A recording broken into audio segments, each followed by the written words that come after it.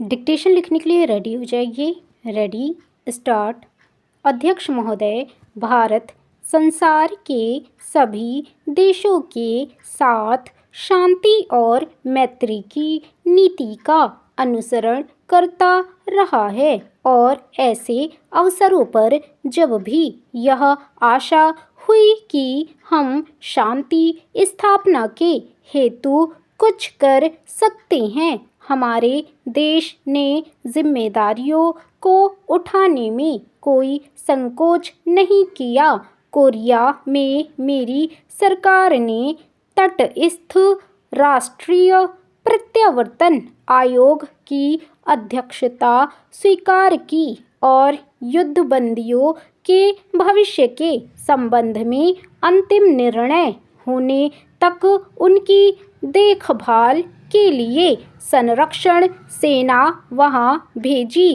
दुर्भाग्यवश विराम संधि समझौते में सुझाई गई पद्धति के अनुसार कार्यवाही नहीं की जा सकी, जिसके कारण एक कठिन स्थिति पैदा हो गई। कुछ दिनों में ही आयोग अपना काम समाप्त कर देगा और संरक्षण सेना अब धीरे धीरे भारत वापस आ रही है। कोरिया में प्रमुख विवादग्रस्त प्रश्नों का अभी तक निपटारा नहीं हुआ है। मुझे पूर्ण आशा है कि संयुक्त राष्ट्र संघ की महासभा में अथवा कहीं और इन आवश्यक मामलों को सुलझाने का शीघ्र ही प्रयत्न किया जाएगा।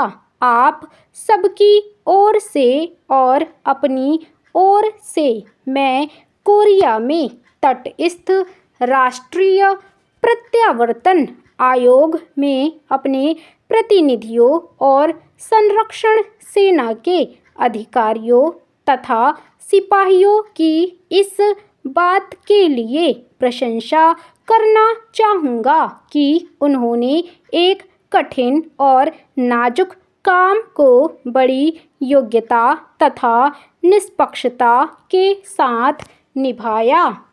विदेशों से भारत के संबंध मैत्रीपूर्ण बने रहे हैं, यद्यपि कभी कभी गलतफहमियां पैदा हो जाती हैं। इस समय मेरी सरकार के प्रतिनिधि चीनी गणतंत्र की सरकार से तिब्बत के संबंध में सामान्य हित के विभिन्न मामलों पर बातचीत कर रहे हैं। मुझे पूरी आशा है कि इस बातचीत के परिणाम स्वरूप सभी विशिष्ट समस्याओं के बारे में समझौता हो सकेगा। सोवियत संघ और कई अन्य देशों से हमारी व्यापारिक संधियां हुई हैं।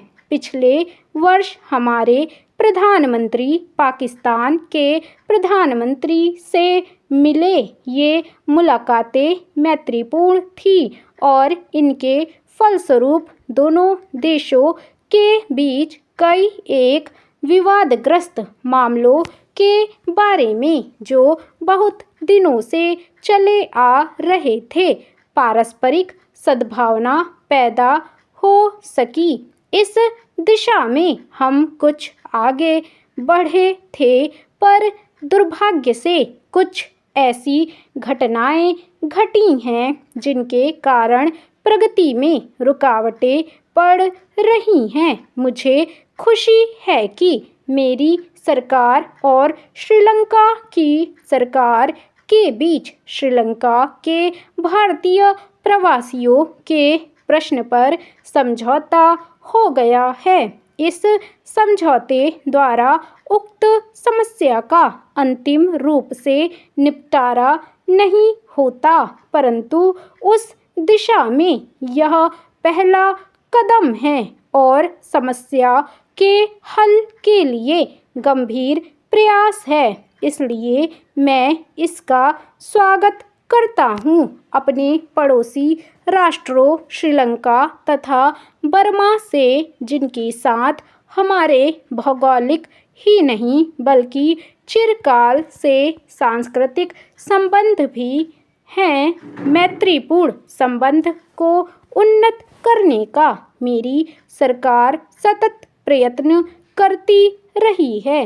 पश्चिमी एशिया के देशों और मिस्र के साथ हमारे संबंध मैत्रीपूर्ण और पारस्परिक सहयोग के रहे हैं। सूडान के निर्वाचन आयोग के अध्यक्ष के रूप में हमारे मुख्य निर्वाचन आयुक्त की सेवाओं की प्रशंसा की गई है और चुनाव व्यवस्थित ढंग से संपन्न हो गए हैं। अध्यक्ष महोदय, मैं सूडान में स्वाधीनता के उदय का स्वागत करता हूँ, जो स्वमेव तो शुभ है ही, चिरकाल से त्रस्त और आजकल भी अनेक संकटों के शिकार अफ्रीकी भूखंडों की भावी उन्नति के लिए भी यह एक शुभ लक्षण है। गत वर्ष इस अवसर पर मेरे अभिभाषण के बाद भारतीय संघ में आंध्र नामक नए राज्य का उदय हुआ है। भारतीय राज्यों में इस अभिवृद्धि का मैं स्वागत करता हूँ और नए राज्य की सफलता की कामना करता हूँ। भारत में राज्यों के पुनर्गठन की मांग को देखते हुए मेरी सरकार ने इस कार्य के लिए एक आयोग की स्थापना की है, जिसमें योग्य और अनुभवी सदस्य रखे हैं। यह कार्य बड़ा और ऐतिहासिक महत्व का है। इसे वस्तुगत रूप से पूर्ण शांतचित्तता के साथ करना है, जिससे संबंधित क्षेत्रों की जनता का और इसके साथ ही समस्त राष्ट्र का अधिक कल्याण हो सके। मुझे पूर्ण विश्वास है कि इस आयोग के काम में सभी लोग सद्भावना और समझदारी के साथ सहयोग देंगे। हमारे संघ के 2 राज्यों में तिरुवांकुर, कोचीन और पटियाला तथा पूर्वी पंजाब रियासती संघ में आजकल आम चुनाव हो रहे हैं। उपर्युक्त दूसरे राज्य में संविधान सुचारू रूप से नहीं चल सका और नए चुनाव होने तक प्रशासन का कार्यभार मुझे अपने अधीन लेना पड़ा। हमारी प्रथम पंचवर्षीय योजना की आधी अवधि समाप्त हो चुकी है। कुछ मामलों में प्रगति इतनी अच्छी नहीं हुई जितनी हम आशा करते हैं, परंतु कुछ अन्य मामलों में महत्वपूर्ण प्रगति हुई है। सामुदायिक योजना कार्यों के कार्य में विशेष रूप से उन्नति हुई है और राष्ट्रीय विकास कार्य में भी, जिसका श्री गणेश अक्टूबर 1953 में हुआ था, संतोषजनक उन्नति हुई है। इस कार्य में जनसाधारण का योगदान बहुत उत्साहवर्धक है। इस कार्य का यह पहलू बहुत ही आशाजनक है।